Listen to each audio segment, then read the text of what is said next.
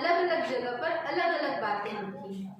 कहीं लिखा है कि 3.5 घंटा, कहीं लिखा है 45 मिनट, 45 मिनट।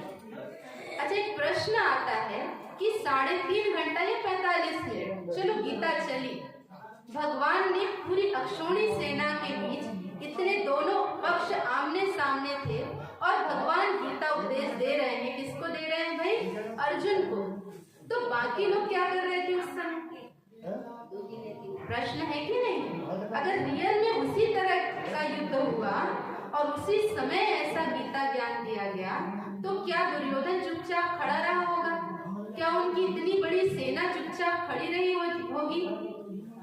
क्या हुआ होगा? बहुत बड़ा चिंतन का विषय। तो किसी ने कहा कि नहीं, वो सारा फ्रीज हो गया था, बाकी लोग क्या हो गए थे? फ्रीज हो गए थे, जम गए थे। ऐसा नहीं हुआ। इसलिए नहीं हुआ था कि उसी बीच में कई ऐसे दृश्य दिखाए गए हैं कि भीष्म पितामह के पास भी जाकर के बात कर रहे हैं दुर्योधन। कई दृश्य तो दिखाए गए हैं ना। तो ये समझने की बात है कि ये मुनिवर वेद व्यास जी की उच्च अवस्था की कल्पनाओं का विस्तार था, ये रियलिटी नहीं है। लेकिन उसमें भी बहुत बड़ा समाधान है आपके और हमारे लिए। इसलिए वेद व्यास जी ने ये बात हम तक पहुंचाई।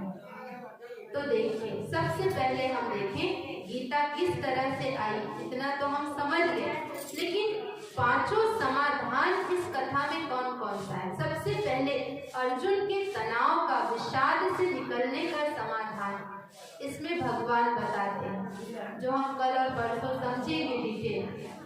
हर इंसान कभी न कभी उस दौर से गुजरता है जिसको कहते हैं कि चुनौतीपूर्ण दौर से गुजरना और निश्चितता के काल से, भय के वातावरण से निकलना।